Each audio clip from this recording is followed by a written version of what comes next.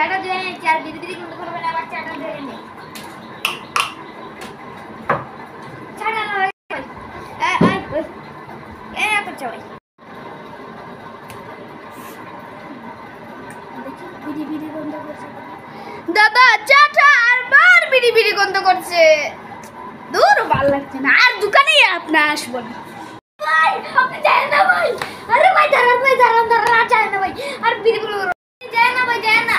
আরে কাটে কি হলো দেখি না একটু, কি গন্ধ, সত্যি তো ভাই বিড়ি বিড়ি গন্ধ করছে। আমি যাই, আমার দোকানে একটা কাস্টমার নাই, কাল থেকে একটা কাস্টমার আমার দোকানে আসে না। না, খুব চা খেতে ইচ্ছা করছে।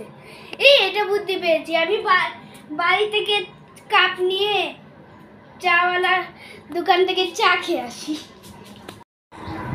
দাদা, আমি বাড়ি থেকে একটি কাপ নিয়ে আসি, আপনি নতুন করে কোরা করে একটি চা বানিয়ে দেন তো। এবার এই কাপে তোমাকে চা দেব। আচ্ছা দিচ্ছি, কোরা করে চাটা দিচ্ছি। দাদা চা রেডি হয়েছে দাদা।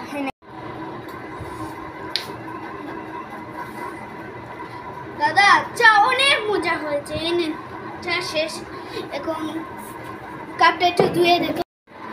কাপটা দিয়ে দেবো। আচ্ছা তোমার কাপে তো বেশি চা নেই, আচ্ছা দিয়ে